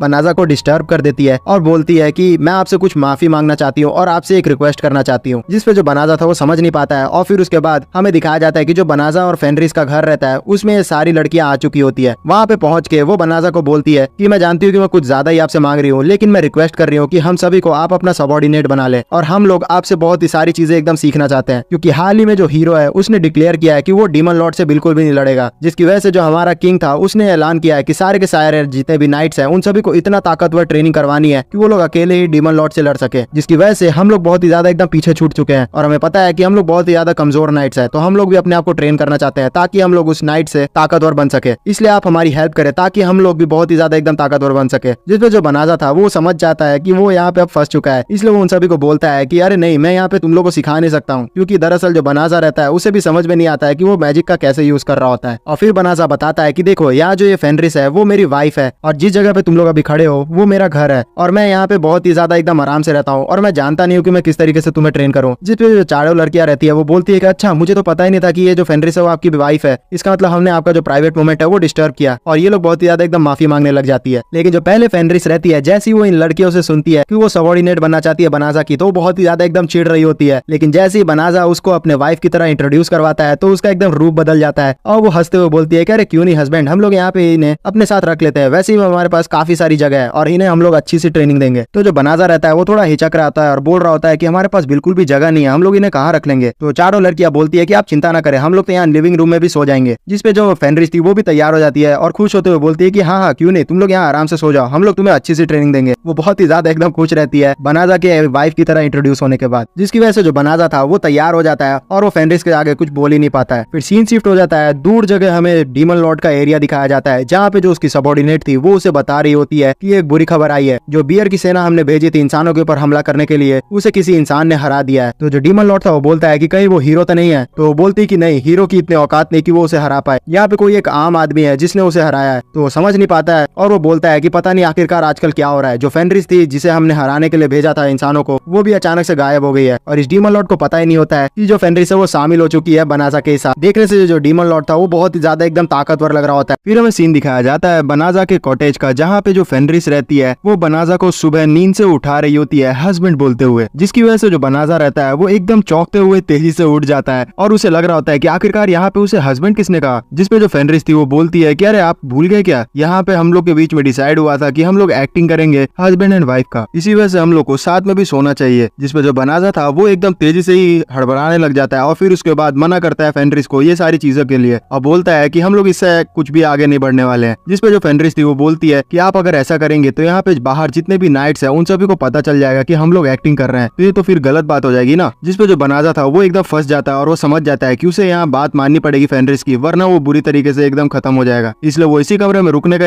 हाँ कह देता है, लेकिन साथ ही साथ यहाँ पे वो एक शर्त रखता है कि वो लोग को एकदम दूरी मेंटेन करके रखनी होगी। जिसपे जो फेनरिस थी वो मानती नहीं और वो बोलती है कि अच्छा ठीक है चलो कोई बात नहीं, लेकिन फिर भी मैं यहाँ पे आपका ड्रेस चेंज करने में आपको हेल्प कर देती हूँ। और फिर उसके बाद वो ड्रेस चेंज करने लग जाती है बनाजा का और उसी समय पे जो बारिरोसा रहती है वो वहाँ पे आ जाती है और वो जैसी इस सीन को देखती है तो वो कुछ और ही गलत समझ लेती है, इसलिए वो तेजी से शर्माते हुए यहाँ से बाहर निकल जाती है। और जो बनाजा था उसको लगता है कि यहाँ जो बारिरोसा है उसने कुछ गलत समझ लिया है और इसलिए वो एकदम और भी ज्यादा शर्मा जाता है। फिर हमें सीन दिखाया जाता है बारिरोसा और बाकी सारे जितने भी नाइट्स रहते हैं वो सारे एकदम अच्छी तरीके से बनाजा के अंडर में ट्रेनिंग कर रहे होते हैं और जो बनाजा रहता है उन सभी को सिखा रहा होता है कि किस तरीके से भी जो जानवर आते हैं उन सभी के सामने आप लोग अच्छी तरीके से अटैक कर सकते हैं। लेकिन ये जो सारे नाइट्स रहते हैं ये बहुत ही ज्यादा एकदम कमजोर रहते हैं, इसलिए इन्हें बहुत ही ज्यादा एकदम डिफिकल्टीज का सामना करना पड़ रहा होता है जितने भी बीस्ट आ रहे हैं उनको मारने में। लेकिन फिर भी ये किसी तरीके से अपनी ट्रेनिंग कंप्लीट करते हैं और फिर उसके बाद जो बनाजा रहता है वो अपने घर में आके इन सभी को इनका कमरा दिखाता है जहाँ पे अब ये लोग इनके साथ रुकेंगे, क्योंकि अब पूरी तरीके से जो ट्रेनिंग होगी इनकी बनाजा के अंडर होगी तो इन लोग को इनके साथ रुकना भी होगा। फिर उसके बाद इन सभी को खाते हुए हम लोग देखते हैं जहाँ पे जो फेनरिस रहती है वो बहुत ही ज्यादा एकदम मन से जितना भी मांस का टुकड़ा वो कलेक्ट करके लाई थी उन सभी को एकदम इनके सामने परोस देती है। लेकिन क्योंकि वो बीस्ट थी तो वो तो हमेशा कच्चा मांस ही खाया करती थी, इसलिए वो भी एक्सपेक्ट कर रही होती है कि जो सारे ह्यूमंस है वो भी कच्चा मांस ही खाएंगे उसकी तरह। लेकिन जिस पे ये चीज देखता है बनाजा तो वो बहुत ही ज्यादा एकदम डिस्गस्ट हो जाता है मन से और बोलता है कि अरे तुम पागल हो क्या, यहाँ पे हम लोग कच्चा मीट नहीं खा सकते। और फिर उसके बाद वो बोलता है कि तुम चिंता मत करो, मैं यहाँ पे इस सारे जो मीट्स है उनको दोबारा से पका दूंगा। जिसके लिए जो बारीरोसा रहती है वो भी उसकी मदद करने के लिए तैयार हो जाती है और बोलती है कि भले ही मैं एक नाइट फैमिली से आती हूँ, लेकिन मेरा जो फैमिली था वो उतना ज्यादा अमीर नहीं था, इसलिए हमें खुद से ही खाना बनाना पड़ता था, इसलिए मुझे खाना बनाने आता है। और फिर उसके बाद बारीरोसा और बनाजा साथ में मिलकर खाना बना लेते हैं और उन सभी को परोस देते हैं। जिसपे जो फेनरिस रहती है वो थोड़ा मुंह बना रहती है और बोलती है कि अरे यार, यहाँ पे ये जो ह्यूमंस है उन्होंने पका के खाना बनाया है, जबकि यहाँ पे हम लोग डायरेक्टली एकदम कच्चा खा जाते हैं, पता नहीं क्या ही खास बात होगी। लेकिन बनाजा ने ये खाना बनाया था इसलिए वो उसको ट्राई करती है और वो जैसे ही मीट खाती है पहली बार पका हुआ तो वो बहुत ही ज्यादा एकदम खुश हो जाती है। उसने आज से पहले इतना ज्यादा एकदम स्वादिष्ट खाना कभी नहीं खाया था, तो वो थोड़ा सा एकदम नॉर्मल रिएक्शन देती है क्योंकि वो चाहती नहीं थी कि जो बारीरोसा है उसका थोड़ा मन बढ़ जाए। और फिर उसके बाद वो बोलती है कि चलो ठीक है, अगले दिन से मैं ही खाना बनाऊंगी, तुम नहीं बनाओगी। वो ये जान रही थी कि वो खाना नहीं बना सकती है, फिर भी वो बारीरोसा को बनाजा के सामने ज्यादा अच्छा प्रिटेंड नहीं करने देना चाहती थी, इसलिए उसने डिसाइड किया था कि वो अब और भी ज्यादा एकदम अच्छा खाना बनाएगी। फिर सीन शिफ्ट हो जाता है और हमें एडवेंचर गिल्ड का सीन दिखाया जाता है, जहाँ पे जो बनाजा रहता है उसने जितना भी एकदम जानवरों को मारा था उन सभी को वहाँ लेके आ जाता है, उन सभी को बेचने के लिए। जितने भी एडवेंचरस रहते हैं वो बहुत ही ज्यादा एकदम शॉक्ड हो जाते हैं क्योंकि ये जो बनाजा है वो अभी हाल ही में एडवेंचरिंग करना शुरू किया और आते ही इसने बहुत ही ज्यादा एकदम खतरनाक मॉन्स्टर्स को मारना शुरू कर दिया है, जिसकी वजह से फेमस भी होना शुरू हो जाता है। फिर जो फेनरिस रहती है इन सारे सामान को बेचने के बाद बोलती है बनाजा को कि मैं यहाँ से थोड़ा अपना कुछ पर्सनल काम करने के लिए जाना चाहती हूँ। जिसपे जो बनाजा था वो बोलता है कि अरे चलो मैं तुम्हारे साथ चलता हूँ, तुम बिल्कुल चिंता मत करो। जिसके लिए जो बनाजा था वो तो बहुत ही ज्यादा खुश लग रहा था, लेकिन जो फेनरिस थी वो तैयार नहीं थी। उतनी देर में वहाँ एक एडवेंचर गिल्ड का टॉप ऑफिशियल आता है और बनाजा को बोलता है कि आपसे मैं कुछ देर बात करना चाहता हूँ। जिसके लिए जो बनाजा था वो तैयार हो जाता है और फिर जो फेनरिस थी वो अपना पर्सनल काम करने के लिए वहाँ से चली जाती है। फिर हमें सीन दिखाया जाता है बनाजा और उस टॉप ऑफिशियल का, जहाँ पे वो जो टॉप ऑफिशियल था वो बोलता है कि देखिए आपने हाल ही में बहुत ही ज्यादा एकदम अच्छे काम किए हैं एडवेंचर के तौर पे, और आपकी जो ताकत है उसको एक किंग भी एडमायर कर रहे हैं, इसलिए हम चाहते हैं कि आप हमारी जो टीम है वो ज्वाइन कर ले। किंग ने आपको ऑफर किया है कि वो आपको हीरो के अंडर वाली जो टीम है उसके अंदर ज्वाइन करवाएंगे और आप बहुत ही ज्यादा ताकतवर हैं, इसलिए आपको बहुत ही सारे अच्छे पर्क्स भी दिए जाएंगे। तो इन सारे ऑफर्स को सुन के जो बनाजा था वो थोड़ा एकदम सोचने लगता है और फिर बोलता है कि जो मॉन्स्टर्स है उनके साथ मेरा कोई निजी दुश्मनी तो नहीं है, और ऊपर से जो फेनरिस है वो भी तो एक मॉन्स्टर ही है, लेकिन उसने कभी मेरे साथ बुरा नहीं करने का सोचा है अभी तक। और रही बात उस हीरो के अंडर काम करने की, तो उस कमीने के अंडर मैं तो बिल्कुल भी काम नहीं करने वाला, इसलिए वो डायरेक्टली उस आदमी को इस ऑफर के लिए मना कर देता है। फिर उसके बाद जो बनाजा रहता है वो आ जाता है दोबारा से फेनरिस से मिलने के लिए, जहाँ पे जो फेनरिस थी वो अपना पर्सनल काम करके यहाँ पे आ रही होती है और उसकी हालत देखने से वो बहुत ही ज्यादा एकदम अजीब लग रही होती है। उसके सारे जो कपड़े थे काफी गंदे हो चुके थे और उसके बाल भी पूरे गंदे हो चुके थे और वो थकी लग रही थी। तो जो बनाजा था उससे पूछता है कि आखिरकार तुम कहाँ गई थी, जिस पे जो फेनरिस उससे बोलती है कि अरे कुछ नहीं, मैं तो ऐसे कुछ काम कर रही थी। लेकिन हमें बताया जाता है कि जो फेनरिस थी वो तो असल में कुकिंग क्लासेस ले रही थी, क्योंकि वो चाहती थी कि जो बनाजा है वो उसे बहुत ही अच्छा एकदम वाइफ माने, और इसलिए वो कुकिंग क्लासेस लेना शुरू कर गई थी कि जो बारीरोसा है वो उससे आगे ना निकल जाए। और उसका जो पहला दिन था कुकिंग क्लासेस का वो बहुत ही ज्यादा एकदम हार्ड बीता था, इसलिए वो सोच रही थी कि जो कुकिंग है वो बहुत ही ज्यादा एकदम हार्ड है, जितना वो सोचती है उससे भी। फिर सीन शिफ्ट होता है और हम लोग हीरो का भी सीन देखते हैं, जहाँ पे जो हीरो था वो अपना काम को छोड़ के बहुत ही ज्यादा एकदम एंजॉय कर रहा होता है सारी लड़कियों के बीच में। वहाँ जो उनकी सर्वेंट रहती है वो उन सभी को सजेस्ट करती है कि देखो यहाँ पे अभी हमें पता चला है कि एक एडवेंचर गिल्ड में बहुत ही ताकतवर एक एडवेंचरर आया है, और अगर वो आपकी टीम में ज्वाइन हो जाता है तो आपके लिए बहुत ही ज्यादा एकदम अच्छा हो जाएगा। जिसपे जो हीरो था वो भी एकदम खुश होता है और बोलता है जल्दी से जाके उस एडवेंचरर को मेरा जो ऑफर है वो दो, वो ज्वाइन कर लेगा, तभी उसके बाद हम लोग बहुत ही इजीली रह पाएंगे। इसके बाद उसके जो हीरो के भेजे हुए लोग थे वो डेली बनाजा के घर पे आके उसे परेशान करना शुरू कर देते हैं और उसे बार बार ऑफर दे रहे होते हैं, और बनाजा उसे बार बार रिजेक्ट कर रहा होता है, जिससे जो फेनरिस थी वो बहुत ही ज्यादा एकदम इरिटेट हो जाती है और वो बोलती है बनाजा से कि तुम कहो तो मैं इन लोगों को ठिकाने लगा दूं, लेकिन बनाजा उसे रोक लेता है। दूसरी तरफ जो ब्लॉसम रहती है वो अपना लड़ाई का टेक्निक को सीखने के बजाय खेती बाड़ी में ध्यान देने लग जाती है और वो बहुत ही ज्यादा एकदम मन लगा रही होती है उस चीज में। फिर जो बिरेली रहती है वो अपना जो आर्चरी रहती है उसमें बहुत ही ज्यादा एकदम डर रही होती है, जिसपे जो फेनरिस थी उसे थोड़ा बहुत एकदम मोटिवेट करती है और बोलती है कि तुम चाहो तो अपने टेक्निक को थोड़ा और एकदम सुधार सकती हो और अपने डर को दूर भगाओ, तब जाके ही तुम आगे बढ़ पाओगी। फिर जो बेलानो रहती है वो अपने मैजिक को यूज ही नहीं कर पा रही थी, जिसकी वजह से जो बनाजा था वो उसे एक ऐसी रिंग देता है जिसको पहनने से वो बहुत ही ज्यादा एकदम मैजिक में ताकतवर हो जाएगी। लेकिन वो उस रिंग को चुपके से एकदम अपने रिंग फिंगर में पहनने वाली होती है, लेकिन जो फेनरिस थी वो तुरंत ही उसके पीछे आके उसे डराते हुए बोलती है कि ऐसा करने की हिम्मत भी मत करना, जिसकी वजह से जो बेलानो थी वो बहुत ही ज्यादा एकदम डर जाती है। फिर उसके बाद बारीरोसा का हमें सीन दिखाया जाता है, जहाँ पे जो बारीरोसा थी कैटरपिलर से लड़ते हुए बहुत ही ज्यादा एकदम थक चुकी होती है और वो बनाजा को बोल रही होती है कि सर प्लीज मेरी यहाँ पे हेल्प करिए, मैं यहाँ बहुत ही ज्यादा एकदम फंस चुकी हूँ। तो उतनी देर में वहाँ फेनरिस आ जाती है और तेजी से उस कैटरपिलर को एक ही झटके में हरा देती है और फिर बोलती है बारीरोसा से कि मैं जान रही हूँ यहाँ पे तुम बेचारी बनने का एक्टिंग कर रही हो, बिल्कुल भी यहाँ मेरे से एकदम बनाजा को चुराने की कोशिश भी मत करना, वरना मैं तुम्हारी तुम्हारी हालत एकदम पतली कर दूंगी। और फिर जो फेनरिस थी वो समझ चुकी थी कि यहाँ पे जितनी भी लड़कियां हैं वो बनाजा के ऊपर ट्राई कर रही है, इसलिए उससे सतर्क रहना होगा। इसलिए जो फेनरिस रहती है वो डिसाइड कर लेती है कि वो अब बहुत ही ज्यादा एकदम अपने ऊपर मेहनत करेगी। फिर हमें सीन दिखाया जाता है इन लोग के दोबारा से डिनर का, जहाँ पे जो खाना था इस बार फेनरिस ने तैयार किया होता है और वो देखने में बहुत ही ज्यादा एकदम अच्छा लग रहा होता है। जो सारी लड़कियां रहती है वो भी फेनरिस का तारीफ करती है। फिर जो फेनरिस रहती है वो इन सारे लोग को अपना जो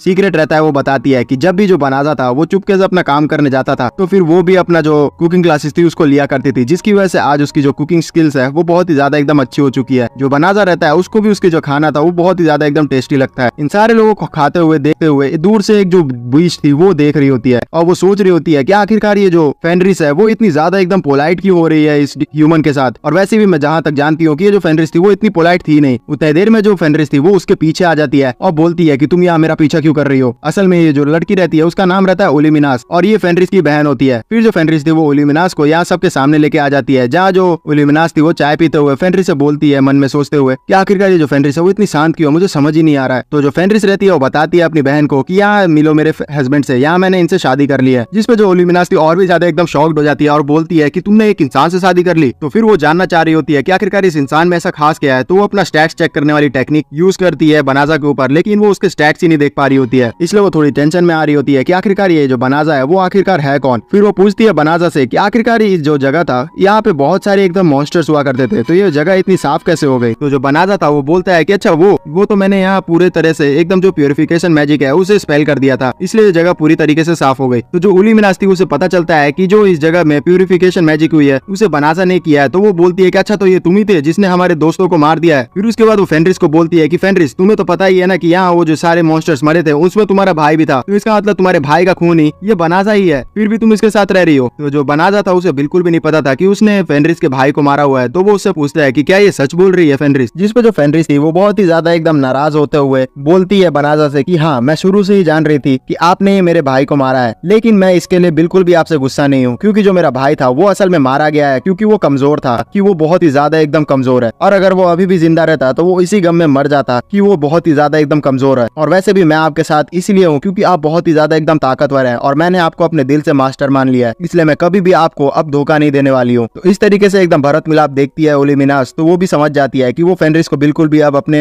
चंगुल में नहीं फंसा सकती है। इसलिए वो डिसाइड कर लेती है कि वो देखेगी कि जो बनाजा है वो आखिरकार कितना ज्यादा एकदम ताकतवर है। तो वो चैलेंज कर देती है बनाजा को और बोलती है कि मैं तुम्हें यहाँ मारने के लिए चैलेंज कर रही हूँ, मैं बस टेस्ट करना चाहती हूँ कि आखिरकार जो मेरी बहन का हस्बैंड है वो कितना ज्यादा एकदम ताकतवर है। तो जो फेनरिस थी वो समझ चुकी होती है क्योंकि वो उसकी बहन रहती है, इसलिए उसको सारे टैक्टिक्स पता रहते हैं। तो वो बोलती है कि तुम यहाँ फंसा के मेरे हस्बैंड पे चोट पहुंचाना चाह रही हो, मैं ऐसा बिल्कुल भी नहीं होने दूंगी। जिसके लिए जो बनाजा था वो बीच में आता और बोलता है कि अरे तुम चिंता मत करो, मैं यहाँ इसे संभाल लूंगा। फिर हमें फाइट दिखाई जाती है 1v1 बनाजा और ओलिमिनास के बीच में, जहाँ जो ओलिमिनास रहती है वो बोलती है कि अब मैं अपने दिखाऊंगी तुम्हें ताकत और मैं टेस्ट करूंगी कि तुम कितने ज्यादा एकदम ताकतवर हो। और वो एक जबरदस्त जो स्पेल रहता है वो बनाजा के ऊपर कर देती है, लेकिन ये तो उसका एक छलावा रहता है, वो असली स्पेल जो रहता है वो जमीन के अंदर से कर रही होती है। लेकिन जो बनाजा था उसे बिल्कुल भी इससे फर्क नहीं पड़ता और वो एक चुटकी बजाते हुए उसका जो तगड़ा मैजिक था उसे एकदम तोड़ देता है। और फिर उसके बाद वो एक मैजिक स्पेल क्रिएट करता है और बोलता है कि तुम मुझ पे चोट पहुंचाती तो मैं सह लेता, लेकिन तुमने फेनरिस के ऊपर चोट पहुंचाने का सोचा है। और ये बोल के वो बहुत ही तगड़ा एकदम स्पेल उसके ऊपर करता है, जिसकी वजह से वो फंस जाती है। तो वो अपनी फाइनली हार मान लेती है। दूसरी तरफ जो जितनी नाइट्स थी उन सभी का एकदम हालत खराब हो चुका होता है ये जानने के बाद कि जिस लड़की को ये लोग अभी तक एक नॉर्मल लड़की समझ रहे थे। फिर हमें दोबारा से सीन दिखाया जाता है बनाजा और फेनरिस का, जहाँ पे जो फेनरिस थी वो बोल रही होती है बनाजा से कि मैं माफी चाहती हूँ कि जो मेरी बहन है उसने बहुत ही ज्यादा एकदम मुसीबतों का सामना करवाया आपको। जिसपे जो बनाजा था वो बोलता है कि मुझे इससे कोई भी प्रॉब्लम नहीं है। और बनाजा के मन में तो बस यही चल रहा होता है कि किस तरीके से जो ओलिमिनास थी उसने डायरेक्टली बोल दिया था बनाजा को कि यही जो आदमी है उसने ही हमारे भाई बहन का खून किया है, और उसे एक तरह से गिल्ट लग रहा होता है कि उसने फेनरिस का जो भाई है उसको जान से मार दिया है। जिसपे जो फेनरिस थी वो समझ जाती है और वो बोलती है कि देखिए मेरे को बिल्कुल भी एकदम यहाँ पे कोई भी प्रॉब्लम नहीं है जो भी आपने किया है, और आपकी इसमें कोई भी गलती नहीं थी। और ये चीज बोल के वो उसे कंसोल करती है। दूसरी तरफ हम लोग चारों नाइट को देखते हैं जो कि बहुत ही ज्यादा एकदम खुश हो रहे होते हैं ब्लॉसम के स्टैट्स को देख के, क्योंकि उसके ऊपर अब ड्रैगन स्लेयर का टाइटल आ चुका होता है। फिर वहाँ जो बारीरोसा थी वो डिसाइड करती है कि वो जा रही है ट्रेनिंग को करने के लिए, और फिर वो वहाँ से एकदम निकल जाती है। इसको देखते हुए सारी जो नाइट्स रहती है वो बात करती है कि जो बारीरोसा है वो बहुत ही ज्यादा एकदम ताकतवर नाइट बनेगी आगे चल के, क्योंकि ये बहुत ही ज्यादा एकदम ट्रेनिंग किया करती है। लेकिन जो बारीरोसा थी उसका तो कुछ और ही बात था, वो बहुत ही ज्यादा एकदम इमोशनल थी और रो रही थी, क्योंकि वो भी वो ड्रैगन स्लेयर का टाइटल चाहती थी। इस दुनिया में किसी को भी अगर ड्रैगन स्लेयर का टाइटल मिल जाता है तो उसका ओहदा ऑटोमेटिक ही बड़ा हो जाता है। और क्योंकि जो बारीरोसा है वो एक रॉयल फैमिली से आती है, लेकिन उसका जो रॉयल फैमिली था वो उसका स्टेटस बहुत ही ज्यादा एकदम लो था, और ये भी बहुत ही ज्यादा एकदम ताकतवर नहीं है। इसी कारण कारण से उसे हमेशा से एकदम प्रॉब्लम का सामना करना पड़ा है और वो चाहती है कि वो इतनी ताकतवर बने कि वो अपनी फैमिली का जो स्टेटस है उसे थोड़ा अप कर पाए। और अगर ड्रैगन स्लेयर का टाइटल उसे मिल जाता तो वो ये चीज कर पाती, इसलिए वो बहुत ज्यादा इमोशनल हो रही होती है कि उतनी ही देर में वहाँ पे एक आदमी आ जाता है जो कि बारिरोसा को टोकता है और बोलता है कि हे, मैं यहाँ पे तुमसे अपनी शिष्य के बारे में पूछना चाहता हूँ जो कि यहीं पे रहती है, उसका नाम फेनरिस है, क्या तुम जानती हो उसे? तो जो बारिरोसा थी वो देखती है कि ये जो आदमी है वो फेनरिस को अपना शिष्य बता रहा है, तो वो तुरंत ही उसके ऊपर तलवार टान देती है और बोलती है कि मैं जान चुकी हूँ कि तुम डीमन सेना से हो, लेकिन तुम यहाँ पे जो भी चीज करने के लिए आए हो तो मैं तुम्हें बता दूं कि वो चीज तुम कर नहीं पाओगे, क्योंकि जो फेनरिस है वो अब हमारे साथ ज्वाइन हो चुकी है। तो जो आदमी था वो बोलता है कि अरे तुम टेंशन मत लो, यहाँ पे मैं बस वहाँ जो फेनरिस है उससे बात करना चाहता हूँ, लेकिन फिर भी अगर तुम मुझसे मिलना नहीं देना चाहती उसे तो मैं तुम्हें बताता हूँ कि मेरा नाम यहाँ गाइल है और उसे बता देना कि मैं यहाँ आया हुआ था और मैं उससे मिलना चाहता था। और ये चीज बोल के वो यहाँ से चला जाता है। उतने देर में यहाँ जो बनाजा और रहती है और फेनरिस रहते हैं वो भी आ जाते हैं और फिर वो बोलते हैं बारिरोसा को कि तुम ठीक तो हो ना,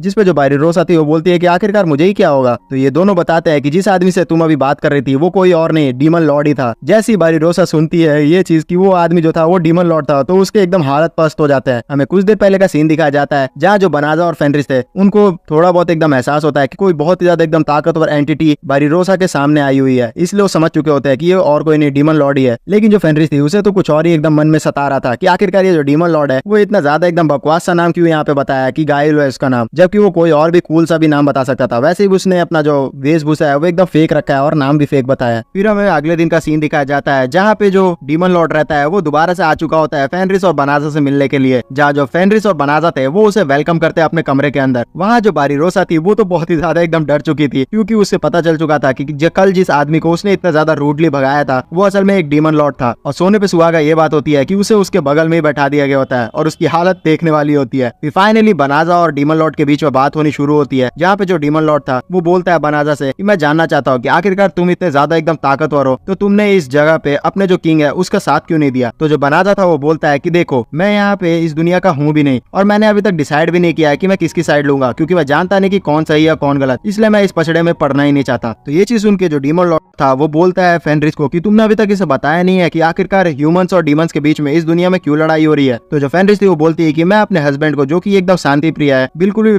परेशान नहीं करना चाहती थी, क्योंकि इन्हें लड़ाई झगड़ा बिल्कुल भी पसंद नहीं, इसलिए मैंने इन्हें कुछ बताया ही नहीं। तो जो डीमन लॉर्ड था वो बताता है बनाजा को कि देखो इस दुनिया में इंसानों और डीमंस के बीच में इसलिए लड़ाई हो रही है क्योंकि सैकड़ों साल पहले जो हमारे पहले डीमन लॉर्ड थे वो भी तुम्हारी तरह दूसरी दुनिया से आए थे और उन्होंने ही डिसाइड किया था कि जो वो है वो पूरी दुनिया पे एकदम कंट्रोल करेंगे, क्योंकि वो बहुत ही ज्यादा एकदम ताकतवर थे। इसी कारण से हमारा जो लेगेसी है वो पास डाउन होते रहा और ह्यूमंस और डीमंस के बीच में लड़ाई एकदम लगातार होती रही है। और ये सारी चीजें बोलते हुए वो अपनी ताकत को भी शो कर रहा होता है और बनाजा को ऑफर करता है कि तुम मेरे टीम को ज्वाइन कर लो, जिस पे जो बनाजा था वो उसे मना कर देता है, जिससे जो डीमन लॉर्ड था वो बोलता है कि अच्छा तो इसी तरह से तुमने अपने किंग को भी मना किया था, और वो हंसते हुए यहाँ से उन सभी को थैंक्स करके चला जाता है। वो जाते जाते ये भी बोलता है कि तुम नहीं तो मेरे को यहाँ पे एक अच्छा कंटेंडर लग रहा है जो कि मेरी डीमन सेना को ज्वाइन कर सकता है, और वो बारिरोसा की तरफ इशारा कर रहा होता है। और जो बारिरोसा थी वो बहुत ही ज्यादा एकदम डर चुकी होती है, इतने ज्यादा एकदम किलिंग इंटेंट को देख के डीमन लॉर्ड की तरफ से। इसी वजह से वो वहीं पे एकदम बेहोश हो जाती है और उसका जो आंख था वो सीधा अगले दिन ही खुलता है। जैसे ही बारिरोसा का नींद खुलता है तो वो नीचे आती है डिनर करने के टेबल पे, जहाँ पे वो जैसे ही देखती है कि इसके जो सारे टीममेट्स थे वो भी कुछ चीज को एकदम छुप के देख रहे होते हैं, और वो बारिरोसा को भी बोलते हैं कि तुम एकदम छुप के यहाँ पे देखो। तो जो बारिरोसा थी वो जैसे ही देखती है तो और भी ज्यादा एकदम शॉक्ड हो जाती है, क्योंकि उसे पता चलता है कि जो डीमन लॉर्ड है वो यहाँ उनके साथ नाश्ता करने के लिए आया हुआ रहता है, और वो खाना खाते हुए बहुत ही ज्यादा एकदम खुश हो रहा होता है। जिस पे जो बारिरोसा थी वो बहुत ही ज्यादा एकदम डर चुकी होती है दोबारा से, और बोलती है कि मैं इस तरीके से नाश्ता नहीं कर सकती, और वो ड्रेस करने के बहाना करते हुए यहाँ से भाग जाती है। इसके बाद डेली जो डीमन लॉर्ड रहता है वो बनाजा से मिलने के लिए आ चुका होता है किसी न किसी बहाना को करते हुए, और वो कुछ ना कुछ करके जो बारिरोसा है उससे एकदम बात करना चाह रहा होता है, लेकिन बारिरोसा बार बार उसे कुछ ना कुछ काम का बहाना देते हुए अवॉइड कर रही होती है, जिसकी वजह से जो डीमन लॉर्ड था वो ये समझता है कि जो बारिरोसा है वो बहुत ही ज्यादा एकदम मेहनती है और हर समय एकदम काम करते रहती है। फिर हमें कासल का सीन दिखाया जाता है जहाँ पे जो किंग रहता है उसका खबरी उसे बता रहा होता है कि हाल ही में जो बनाजा है उसके सामने हमें डीमन की सेना का एक सोल्जर की आओ जाओ बहुत ही ज्यादा एकदम देखने को मिली है, और हमें ऐसा लग रहा है कि वो कहीं ना कहीं डीमंस की सेना से नेगोशिएट कर रहा है, जिससे जो किंग था वो बहुत ही ज्यादा एकदम गुस्सा हो जाता है और बोलता है कि उसने हमारी टीम को ज्वाइन न करके बहुत ही बड़ी गलती की है, और वो यहाँ पे अब डीमंस की सेना को ज्वाइन करना चाहता है। और वो बोल देता है डायरेक्टली कि हम लोग को उसे सबक सिखाना होगा, जिस पे जो उसकी बेटी थी वो उसे समझाने की कोशिश करती है कि डैड यहाँ हम लोग को एक बार बात करनी चाहिए उससे, हो सकता है कि उसने हमारी तरह उसको भी रिजेक्ट कर दिया हो। जिसके जो किंग था वो बोलता है कि तुम यहाँ बिल्कुल भी मुंह मत चलाओ, यहाँ मैं किंग हूँ तुम नहीं। उतने देर में वहाँ जो हीरो रहता है वो भी आ जाता है और अपना बड़ा बड़ा डींगे हाँकते हुए बोलता है कि आप अगर मुझे बहुत सारे सेना दे दें तो मैं यहाँ आराम से जाके उस उसे हरा दूंगा। फिर हमें सीन दिखाया जाता है डीमन कासल का, जहाँ पे जो डीमन लॉर्ड था वो आ चुका होता है और उसकी जो सबऑर्डिनेट थी वो उसे बोल रही होती है कि आप हाल ही में बहुत ज्यादा एकदम जा रहे हैं बनाजा से मिलने के लिए, वैसे आपका उसके पीछे ख्याल क्या है। तो जो डीमन लॉर्ड था वो उसे बोलता है कि जो बनाजा है वो बहुत ही ज्यादा एकदम इंटरेस्टिंग आदमी है, अभी हमें उसके ऊपर हमला बिल्कुल भी नहीं करना चाहिए, मुझे नहीं लगता कि वो हमारे लिए एकदम हानिकारक है। फिर भी जो उसकी सबऑर्डिनेट थी वो बोल रही होती है कि हमारी जो सेना है वो लड़ाई करने के लिए एकदम इच्छुक है, हम चाहते हैं कि आप हमारा जो एक ऑर्डर है वो उसे पास करें,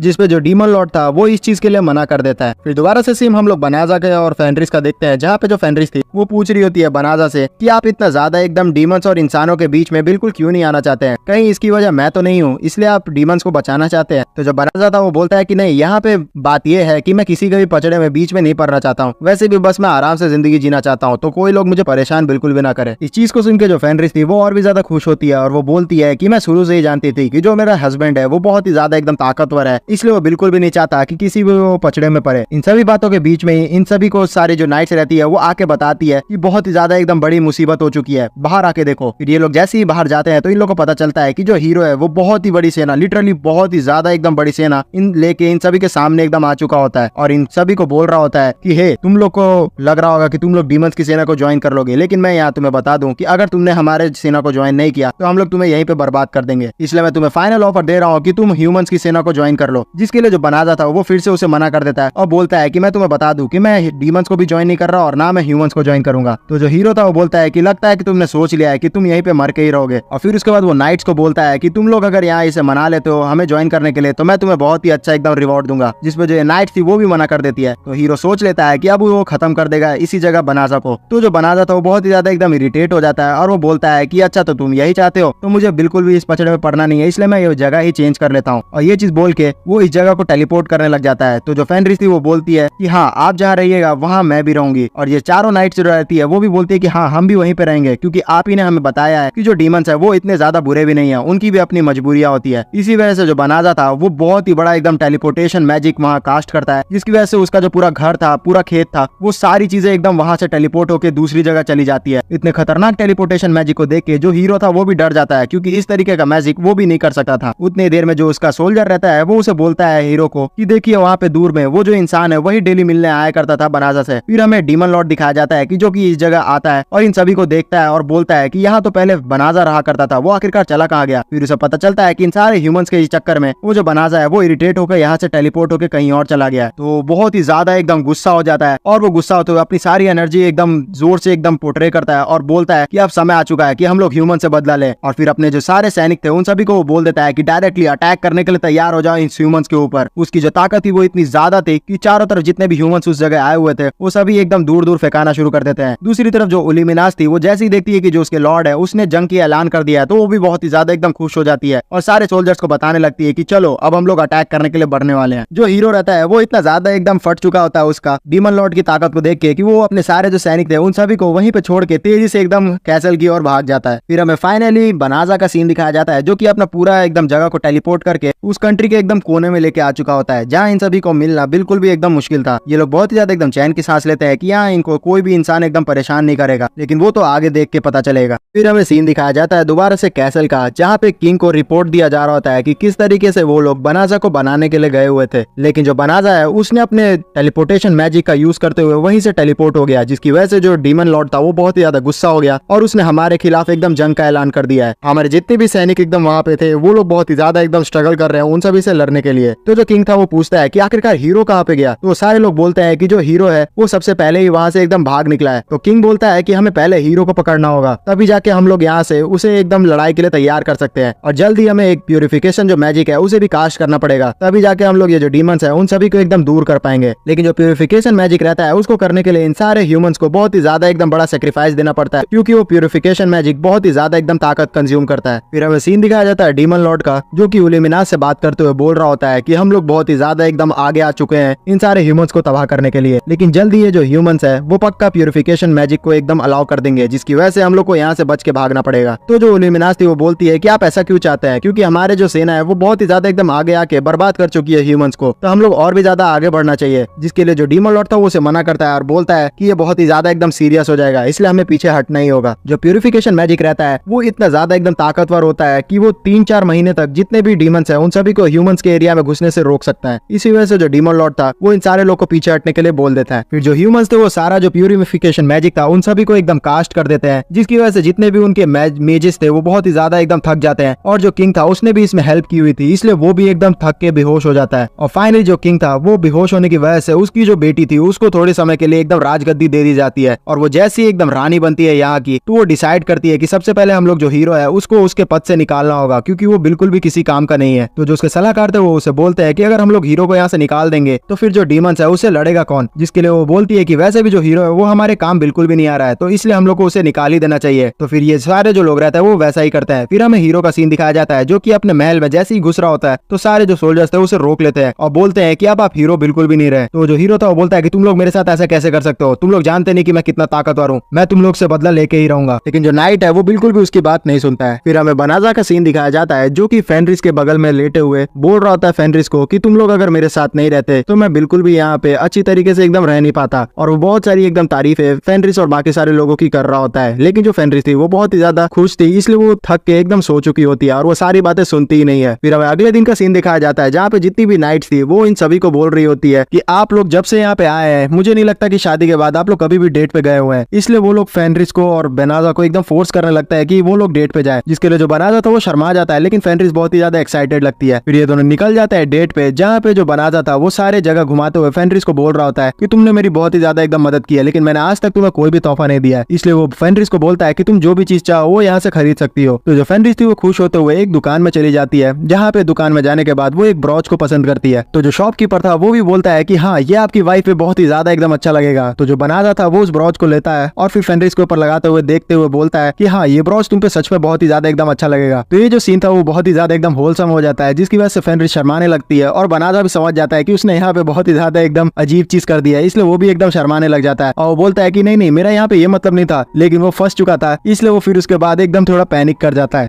फिर दोबारा से जो फेनरिस बना जाते हैं वो अपने डेट कंप्लीट करने के बाद एकदम घर पे आ चुके होते हैं, जहाँ फेनरिस उस ब्रॉच को लेके बहुत ही ज्यादा एकदम खुश लग रही होती है और उसे देखे हुए एकदम स्माइल कर रही होती है। ये सारी चीजों को पीछे से जो नाइट्स थी वो भी देख रही होती है और उन सभी को समझ में आ जाता है कि ये जो ब्रॉच है वो उसे बनाजा ने दिलाया है, इसलिए वो जेलस फील करने लगती है और वो मन में सोच रही होती है चारों कि काश जो बनाजा है वो उनका भी हस्बैंड होता। फिर हमें रात का सीन दिखाया जाता है जहाँ पे जो फेनरिस थी वो आज के दिन से बहुत ही ज्यादा एकदम खुश होती है, इसलिए वो बनाजा को एकदम जोर से हक कर रही होती है और वो बोल रही होती है कि आज मैं सच में बहुत ही ज्यादा एकदम खुश हूँ। लेकिन जो बनाजा था उसे थोड़ा सा दूर करता है और फिर उसके बाद सो जाता है, लेकिन फेनरिस उसे दोबारा से हक कर लेती है। तो जो बनाजा था वो एकदम शर्मा जाता है। फिर हमें हीरो का सीन दिखाया जाता है जो कि असल में अब एकदम बागी बन चुका होता है और उसने डिसाइड कर लिया होता है कि इन सारे लोग से बदला लेने के लिए कुछ ना कुछ करेगा। इसलिए वो जो कैसल रहता है उसके एकदम राज सिंहासन के खजाने के में आ जाता है, जहाँ पे वो कुछ ना कुछ चीजें ढूंढ रहा होता है और वो सोच रहा होता है कि अगर कुछ ताकतवर चीज उससे मिल गई तो वो लोग इन लोग से बदला ले पाएगा। वो सामानों को खोजते हुए बहुत ही ज्यादा एकदम इरिटेट हो रहा होता है बनाजा की ताकत को याद करते हुए, और वो सोच रहा होता है कि अगर मैं उसकी तरह ताकतवर होता तो मैं अभी तक इस पूरे जो डीमन लॉर्ड है इन सभी को खत्म कर दिया होता। तो इस चीज को महसूस करते हुए वहाँ एक ताकत जो रहती है वो उसे बोलती है कि अगर तुम यहाँ पे ताकतवर ही होना चाहते हो तो मैं तुम्हें बहुत ही ज्यादा एकदम ताकतवर बना सकती हूँ। तो जो हीरो था वो सोचता है कि यहाँ पे कौन उसे बुला रहा है, इसलिए वो उस आवाज का पीछा करने लग जाता है। वो जैसे ही उस आवाज के पास जाता है तो वो देखता है कि एक जो तलवार है उसके अंदर से उसे आवाज आ रही होती है और वो तलवार बोल रही होती है कि मैं तुम्हें बहुत ही ज्यादा एकदम ताकतवर बना सकती हूँ और मैं तुम्हें इतनी ज्यादा ताकत दे दूंगी कि तुम्हें विश्वास भी नहीं होगा, लेकिन उसके लिए तुम्हें मुझे यहाँ से आजाद करना होगा। उस आवाज को आजाद करने के लिए बस यहाँ पे हीरो को कुछ नहीं करना था, उस तलवार को निकालना ही था। और खास बात ये थी कि ये जो आवाज थी वो सिर्फ हीरो को ही आ रही थी, वो पीछे जो लड़की खड़ी थी वो उसको आवाज आ ही नहीं रही थी। तो जो हीरो था वो बहुत ही ज्यादा इरिटेटेड था, वो बनाजा से बदला लेना चाहता था, इसलिए वो इस चीज पे डबल श्योरिटी भी नहीं करता है और तेजी से उस तलवार को एकदम उठा लेता है, जिसकी वजह से वो जो ताकत थी वो वहां से आजाद हो जाती है और आजाद होते हुए वो बहुत ही खुश होते हुए बाहर आ जाती है। फिर हमें दिखाया जाता है कि ये शक्ति और कोई नहीं है, एक अजीब सी जीन वाली लड़की रहती है। वो हीरो से खुश रहती है क्योंकि उसने उसे आजाद किया रहता है, इसलिए वो हीरो को बोलती है कि वो उसके बदले में उसे 3 इच्छाएं पूरी करने की एकदम कोशिश करेगी। तो जो हीरो था वो सोच लेता है और वो अपनी पहली इच्छा उसको बता देता है, जिसे हमें बताया नहीं जाता है। फिर हमें सीन दिखाया जाता है महारानी का, जो कि अपने सबॉर्डिनेट से बात कर रही होती है और उसने बोला होता है अपने साथियों को कि जल्द से जल्द यहाँ पे जो भविष्य देखने वाली औरत है उसे बुलाया जाए। फिर जैसी वो जो औरत थी वो आती है तो वो बोलती है कि आपने मुझे बुलाया है, इसका मतलब है कि बहुत ही ज्यादा मामला सीरियस हो चुका है। तो जो राजकुमारी थी वो बोलती है कि हाँ यह मामला सीरियस हो चुका है, जो हमारा प्यूरिफिकेशन मैजिक है वो हमें 2-3 महीने तक ही बचा सकता है, उसके बाद हमें कुछ ना कुछ करना होगा। इसलिए मैं चाहती हूँ कि आप पता करें अपने जादू का यूज करते हुए कि हमें क्या करना चाहिए। उतनी देर में अचानक से इन सारे लोग जो रहते हैं उन सभी के गले में एक पट्टा आ जाता है और उन्हें समझ नहीं आ रहा है कि आखिरकार ये क्या है, लेकिन जो राजकुमारी थी उसे पता चल जाता है कि आखिरकार क्या, और वो अपने सैनिकों को तुरंत ही तहखाने में भेजती है और बोलती है कि जल्द से जल्द वहाँ पे जाके उस जिन इनको पकड़ के लाओ। जो सारे लोग थे उन्हें समझ में नहीं आ रहा था कि आखिरकार ये क्या था। तो जो राजकुमारी थी वो बताती है कि बरसों पहले जो हमारे एंसेस्टर्स थे उन सभी ने डीमन लॉर्ड को हराने के लिए एक जिन की मदद ली थी, और उस जिन ने बहुत ही ज्यादा एकदम अच्छी तरीके से उस डीमन लॉर्ड को हरा दिया था, लेकिन बदले में उसने हमारे जो 50% पॉपुलेशन था उसे खत्म कर दिया था। वो कोई भी एकदम इच्छा को पूरी करती है तो उसके बदले में कुछ ना कुछ मांगती है, और अगर उसने अभी अपना जो फर्स्ट इच्छा को कंप्लीट कर दिया किसी यूजर के, तो हम सभी को एकदम सेक्रीफाइस कर देगी। और फिर इस बाद वो तेजी से एकदम बोलती है उस जादूगरनी को कि जल्द से जल्द हमें बताए कि हमें कौन बचा सकता है। तो जो जादूगरनी थी अपने जादू का यूज करती है और फिर उसके बाद बोलती है कि जो लोग आपको बचा सकते हैं वो तो इस दुनिया में दोबारा से आ ही चुके हैं, उसका नाम है बनाजा। तो ये सारे लोग बोलते हैं कि बनाजा, हमने उससे बात करके देखी है लेकिन वो हमारी मदद करना ही नहीं चाहता है। तो जो राजकुमारी थी वो बोलती है कि इस बार मैं उससे जाके पर्सनली बात करूंगी। दूसरी तरफ हम लोग बनाजा को देखते हैं जो कि उस ड्रैगन्स के सारे खाल से एक बहुत ही तगड़ा एकदम ढाल बना चुका होता है, और उसी ढाल को वो एडवेंचर गिल्ड में बेचने के लिए आया हुआ होता है। जो आदमी था वो बोलता है कि ये तो जो ढाल है वो बहुत ही ज्यादा एकदम ताकतवर लग रही है, और ये ड्रैगन की शील्ड से बनी है, और इसके अंदर बहुत ही तगड़ा एकदम एन्चेंटमेंट भी किया हुआ है। तुमने बहुत ही ज्यादा एकदम अच्छी चीज लेके आई है मेरे सामने। ये जो सारा पूरा एकदम ट्रांजेक्शन रहता है वो बहुत ही अच्छे से हो रहा होता है, और इन सारी चीजों को पीछे से एकदम फेनरिस और बारिरोसा भी छुप के देख रहे होते हैं। वो लोग देखते हैं कि किस तरीके से जो बनाजा है वो बहुत ही अच्छी तरीके से डील कर रहा होता है, और वो लोग बहुत ही खुश हो रहे होते हैं। तो जो फेनरिस थी वो डींगे हाँकते हुए बोलती है कि ऐसा क्यों ना हो, मेरा जो हस्बैंड था वो पिछले जिंदगी में एक बहुत ही अच्छा एकदम मर्चेंट था, इसलिए उसे ट्रेड करने बहुत ही अच्छी तरीके से आता है। तो जो बारिरोसा थी वो उदास होते हुए बोलती है कि काश जो बनाजा है वो उसका हस्बैंड होता। तो जो फेनरिस थी वो बहुत ही ज्यादा एकदम सीरियस हो जाती है और उसे पकड़ते हुए बोलती है कि फिर से कहना, तो तुमने क्या कहा। तो जो बारिरोसा थी वो डर जाती है और बोलती है कि अरे मैं तो मजाक कर रही थी, तुम सीरियस क्यों ले रही हो। फिर हम लोग बनाजा को देखते हैं जो कि बाहर आ चुका होता है, और वो बारिरोसा को थैंक्स कहता है क्योंकि ये जो मर्चेंट था उससे डील यहाँ बारिरोसा नहीं करवाई थी। तो जो बारिरोसा थी वो बोलती है कि आप बिल्कुल भी चिंता ना करें, यहाँ पे बहुत सारे लोगों को मैं पहचानती हूँ, इसलिए आपको जो भी जरूरत पड़ेगी मैं उससे आपको पहचान करवा दूंगी। तो जो फेनरिस थी वो अब निकलना शुरू करती है बनाजा के साथ, और फिर पकड़ते हुए उसे बोलती है कि आप आजकल बहुत ही ज्यादा एकदम बिजी रहने लगे हो, लेकिन मैं उस समय को मिस कर रही हूँ कि किस तरीके से हम लोग घूमा करते थे साथ में। तो जो बनाजा था वो समझ जाता है कि जो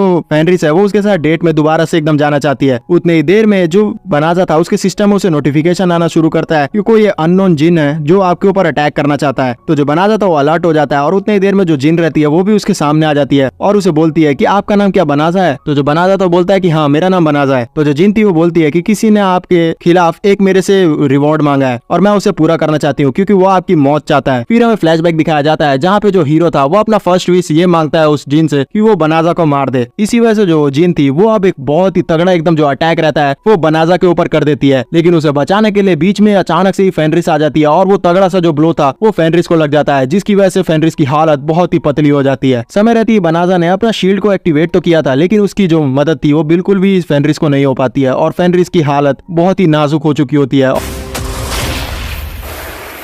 और इस चीज को देख के जो बनाजा था वो बहुत ही ज्यादा एकदम ट्रॉमेटाइज हो चुका होता है। जो बनाजा था वो एकदम बहुत ही ज्यादा समझ ही नहीं पा रहा होता है कि उसे अब क्या करना चाहिए। वो फेनरिस को पकड़ता है, जिसपे जो फेनरिस थी वो बोलती है कि आप यहाँ से भाग जाइए। तो जो जिन थी वो देखती है कि ये सारे लोग का जो निशाना है वो बिल्कुल सही जगह पे नहीं लगा है, इसलिए वो बोलती है कि अरे यार मेरा निशाना बेकार लग गया। तो वो बहुत ही तगड़ा एकदम अटैक करना शुरू कर देती है बनाजा के ऊपर, लेकिन बनाजा तो यहाँ ध्यान दिया हुआ रहता है फेनरिस के ऊपर,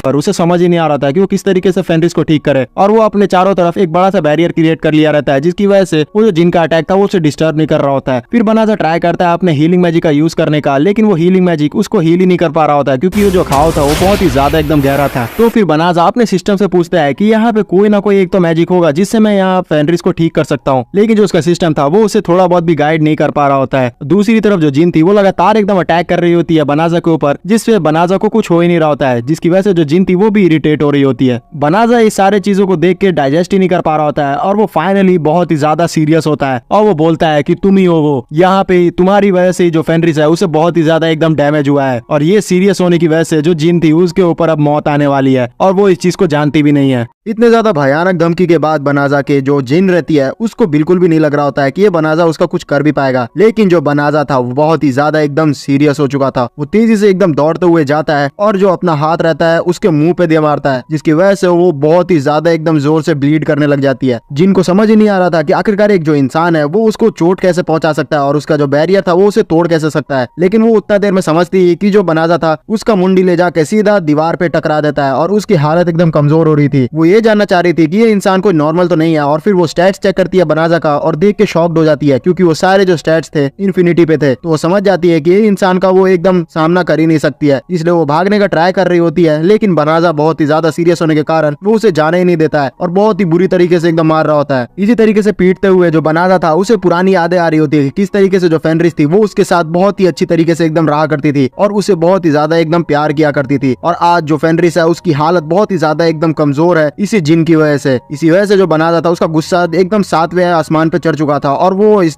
जिन को फाइनली एक बार अपनी जिंदगी में किसी न किसी इंसान को मारने वाला था और वो इस बार जिन थी। लेकिन यहाँ जो दूसरी तरफ फेनरिस रहती है वो अचानक से ही होश में आ जाती है और उसे समझ में नहीं आ रहा होता है कि आखिरकार वो तो मर गई थी ना, तो फिर वो जिंदा कैसे हो गई। तो उसे जो बारीरोसा रहती है वो बताती है कि तुम उधर देखो, जो सर बनाजा है वो बहुत ही ज्यादा एकदम गुस्से में है। जो फेनरिस थी वो देखती है कि जो बनाजा है वो उसके लिए उस जिन से लड़ाया जा रहा है, तो और भी ज्यादा एकदम खुश हो जाती है कि उसका जो हस्बैंड है वो उसकी मौत से बहुत ही ज्यादा एकदम दुखी है, इसलिए वो बदला ले रहा है। लेकिन फिर अचानक से उसे याद आता है कि किस तरीके से जो बनाजा था उसने बताया था कि उसे बिल्कुल भी हिंसा पसंद नहीं है। इसी कारण से जो स्टार्टिंग में उसने उसे मारने की कोशिश भी की थी तो भी बनाजा ने फेनरिस को छोड़ दिया था। इसी चीज को याद करते हुए जो फेनरिस थी वो तेजी से एकदम भागती है और बनाजा को एकदम हक कर लेती है और पीछे से रोकते हुए उसे बोलती है कि नहीं, आप ऐसा बिल्कुल भी नहीं कर सकते, आप मेरे कारण से अपनी जो काइंडनेस है उसे एकदम हटा नहीं सकते हैं, आप दिल से बहुत ही ज्यादा एकदम अच्छे हैं, इसलिए मैं नहीं चाहती कि आपके जो हाथ है वो मेरी वजह से खून से रंग जाए। जो बनाजा था वो जैसे ही देखता है कि फेनरिस उसके पीछे से उसे पकड़ लिया और वो होश में आ चुकी है तो वो थोड़ी देर के लिए उस जिन को छोड़ देता है और फेनरिस को पकड़ लेता है और बोलता है कि तुम आखिरकार जिंदा कैसे हो। और फेनरिस कुछ बताती है कि उतनी देर में वो उसे जोर से हक कर लेता है और जो फेनरिस थी वो बहुत ही ज्यादा एकदम रोना शुरू कर देती है। वो बनाजा को बोल रही होती है कि आप बिल्कुल भी इसे नहीं मारिएगा, मैं नहीं चाहती कि आप ऐसा एकदम बहुत ही ज्यादा डेडली लुक में आ जाए। और इन दोनों के बीच में बहुत ही ज्यादा एकदम होलसन मोमेंट हो जाता है। फिर सीन शिफ्ट हो जाता है और हम लोग देखते हैं कि जो प्रिंसेस थी वो अपने सारे जितने भी मेजेस थे उन सभी को लेके शहर में टेलीपोर्ट हो जाती है और वो आई थी असल में बनाजा को ढूंढने के लिए। लेकिन उस टेलीपोर्टेशन मैजिक के कारण जितने भी उनके मेजेस थे वो बहुत ही ज्यादा एकदम थक गए थे। उन्होंने थोड़ी देर पहले ही बहुत ही तगड़ा एकदम प्यूरिफिकेशन मैजिक स्पेल कास्ट किया था और फिर तुरंत ही उन्हें ये टेलीपोर्टेशन मैजिक भी एकदम कास्ट करना पड़ा, जिसकी वजह से वो बहुत ही ज्यादा थक गए थे। तो जो प्रिंसेस थी वो उनसे सॉरी बोलती है उनसे इतना ज्यादा ओवरवर्क करवाने के लिए, लेकिन फिर उन्हें मजबूरी में ये चीज करना ही पड़ रहा था क्योंकि अगर वो लोग अपनी जान बचाना चाहते हैं तो उन्हें बनाजा के पास जाना ही पड़ेगा। लेकिन अचानक से पता नहीं क्या होता है कि इनके गर्दन में जो लगा हुआ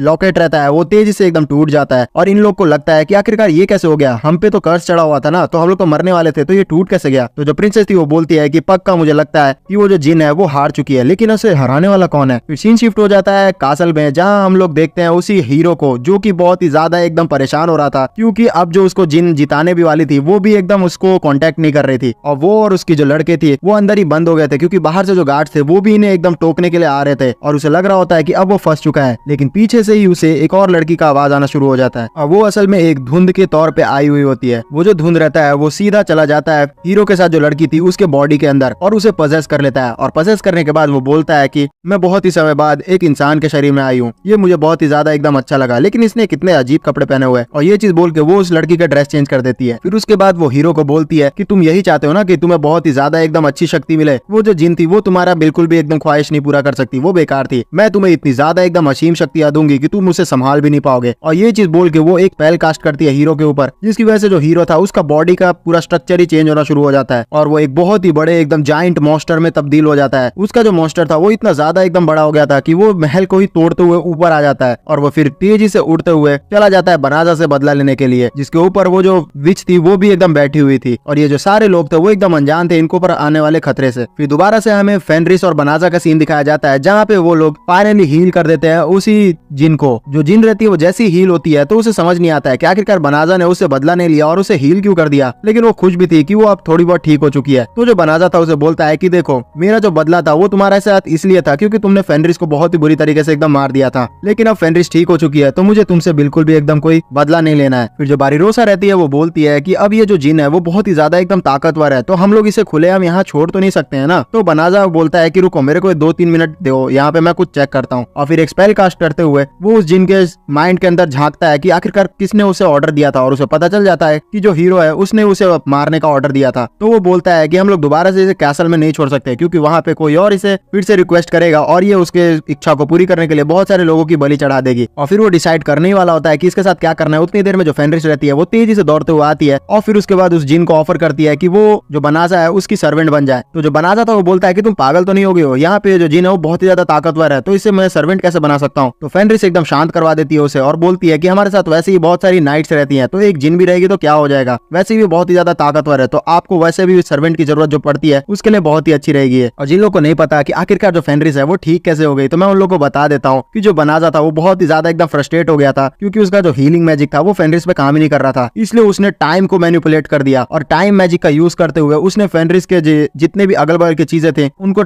समय में पीछे लेकर चला गया, और इसी वजह से जो फेनरिस थी उसका जो शरीर था वो ठीक हो गया था। इस तरीके से जो फेनरिस है वो बहुत ही ज्यादा रिक्वेस्ट कर रही होती है, इसलिए जो बनाजा था वो समझ जाता है कि आखिरकार फेनरिस ऐसा क्यों चाह रही है। तो वो बोलता है कि मैं समझ चुका हूँ कि आखिरकार तुम ऐसा क्यों चाह रही हो, मैं तुम्हारे शक्ल पे ही पढ़ सकता हूँ। तो जो फेनरिस थी वो शर्मा जाती है और वो बोलती है कि हाँ तो क्या हो गया, वैसे भी हमारे टीम में अगर जिन जैसी बहुत ही ज्यादा एकदम ताकतवर लड़की रहेगी तो हम लोग वैसे ही ताकतवर हो जाएंगे, इसलिए मैं बस चाहती हूँ कि आप इसे सर्वेंट बना ले। तो जो बनाजा था वो तो अपनी बीवी को मना नहीं कर सकता था, इसलिए वो बोलता है कि ठीक है चलो, फेनरिस को अगर उससे प्रॉब्लम नहीं है तो मैं इसे रखने के लिए तैयार हूँ, और वो अपना जो हाथ है उस जिन के आगे बढ़ा देता है। तो जो जिन थी वो हाथ मिलाने से पहले सोचने लगती है कि आखिरकार मैं हमेशा से सोचती थी कि जो इंसान है वो बहुत ही ज्यादा एकदम मतलबी हुआ करते हैं और उन्हें बस अपने काम से काम मतलब रहता है, लेकिन ये जो इंसान है वो अलग है। और ये चीज सोचते हुए वो बनाजा का एकदम सीरियस लुक जो उसने लड़ाई के समय देखा था उसे भी याद करने लगती है और उसे देख के एकदम बहुत ही ज्यादा ब्लश करने लग जाती है। तो जो फेनरिस थी वो देखती है कि ये जो जिन है वो ब्लश कर रही है बनाजा को याद करके, तो वो भी बहुत ही ज्यादा एकदम गुस्सा हो जाती है और वो बोलती है कि मैं समझ रही हूँ कि तुम ब्लश कर रही हो, लेकिन ये चीज करना छोड़ दो वरना मैं तुम्हें बता दूंगी एकदम बढ़िया से। और ऐसे ही इन दोनों के बीच में थोड़ा बहुत एकदम बैक एंड फोर्थ हो ही रहा होता है कि बनाजा का ध्यान जाता है कि उसने गुस्से में ही बहुत ही ज्यादा एकदम तबाही मचा दी है पूरे के पूरे शहर में। तो वो बोलता है कि अब मुझे ये जो डैमेज मैंने किया है इसे ठीक करना पड़ेगा, इसलिए वो अपना जो टाइम मैजिक उसने फेनरिस को ठीक करने के लिए यूज किया था उसे दोबारा यूज करने जा रहा होता है, लेकिन जो जिन थी वो उसे रोक लेती है और बोलती है कि मास्टर आपने एक बार यहाँ पे उस मैजिक का यूज कर लिया है, लेकिन दोबारा आप उस मैजिक का बिल्कुल भी ना यूज करें, क्योंकि वो जो मैजिक है वो छोटे एरिया में ही अगर आप करें तो ही ठीक रहता है, क्योंकि वो जो मैजिक है वो बहुत ही ज्यादा एकदम टाइम को मैनिपुलेट कर देता है जिसका आउटकम्स बहुत ही ज्यादा खतरनाक होंगे। और आप जो है वो बहुत ही ज्यादा एकदम ताकतवर हीरो हैं और आपके अंदर ऐसी ऐसी कैपेबिलिटीज है जिसकी वजह से आप